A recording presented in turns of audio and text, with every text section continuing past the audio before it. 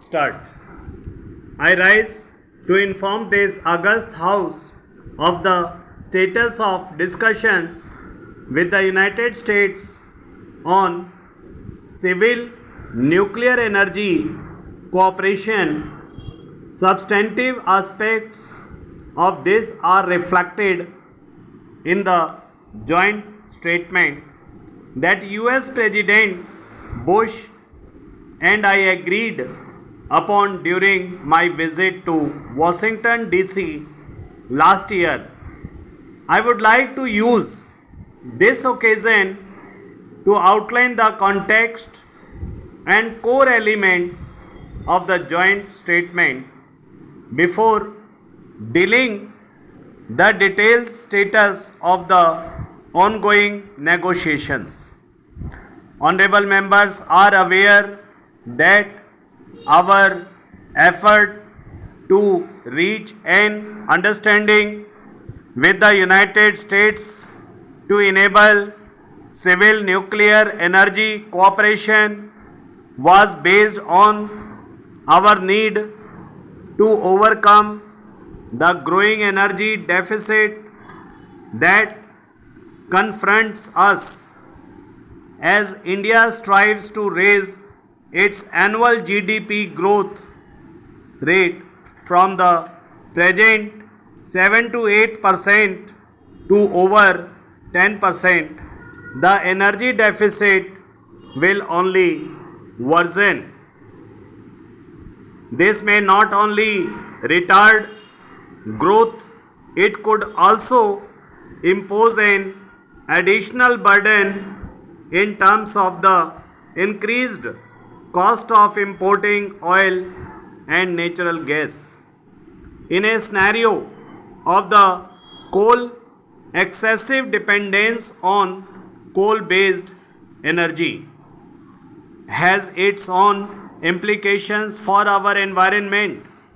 Nuclear technology provides a plentiful and non-polluting source of power to meet our energy needs.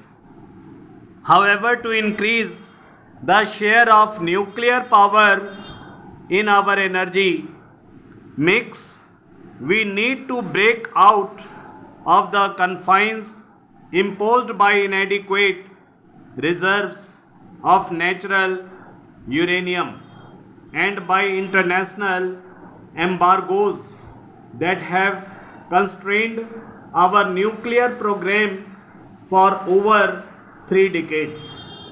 Established through the vision of Pandit Jawaharlal Nehru and sustained by the commitment of scientists like Dr.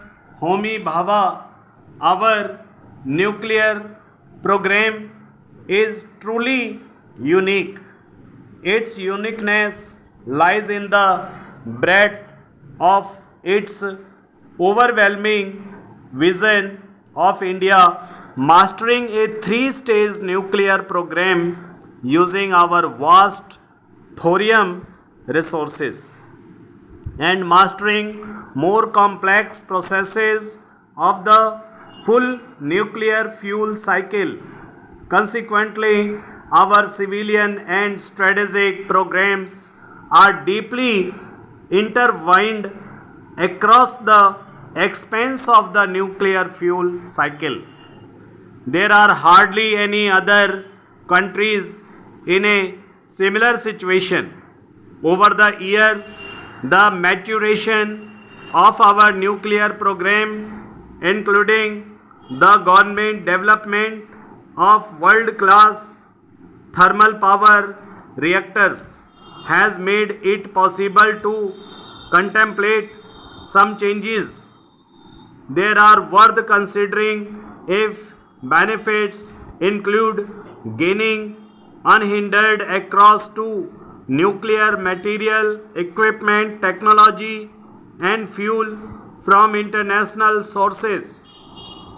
However, international trade in nuclear material, equipment, and technologies is largely determined by the nuclear supplies group an informal group of 45 countries, members including the United States. But more importantly, in the joint statement, the United States implicitly acknowledged the existence of our nuclear weapons program. There was also public recognition that as a responsible state with advanced nuclear technologies, India should require a same benefit and advantages as other states which have advanced nuclear technology, such as the United States. The joint statement offered the possibility of decades old restrictions being set aside to create space for India emergence as a full member of a new nuclear world order. On our part, as honorable members may recall from my suo motu statement last year, we committed ourselves to separating the civilian and strategic program. However, this was to be conditional upon and reciprocal to the United States fulfilling its side of the understanding. I had stressed that reciprocity was the key, and we expected that the steps to be taken by India would be conditional upon and contingent on action taken by the United States. I had emphasized then, and I reiterate today, that no part of this process would affect our compromise, our strategies, programs. I now come to the negotiations that have taken place in the past few months. While these have been principally with the US, there have been decisions with other countries like Russia, UK, and France as well. At the political level, I have maintained contact with President of France, President Putin of Russia, Prime Minister of the UK.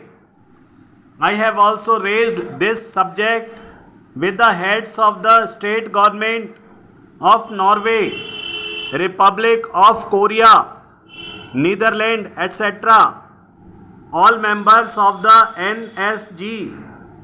I also met President Bush in New York last September and discussed implementation statement. In the same period, several American congressional leaders and policy makers have visited India in the past few months, many of whom met me.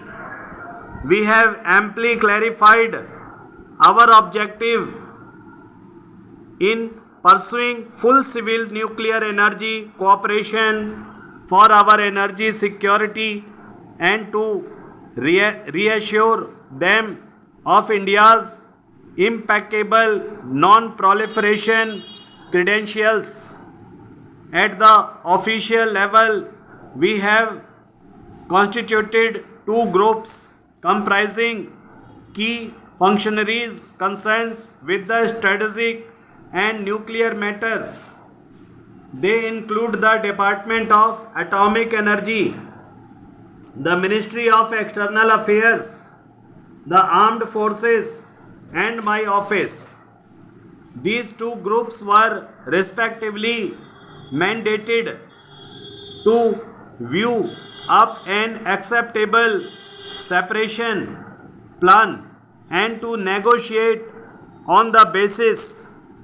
The directives given to both groups was to ensure that our strategic nuclear program is not compromised in any way while striving to enlarge avenues for full civilian nuclear energy cooperation with the international community. The negotiations by our officials have been extensive and prolonged. These have focused on our four critical elements to focus on the nuclear facilities development in this area.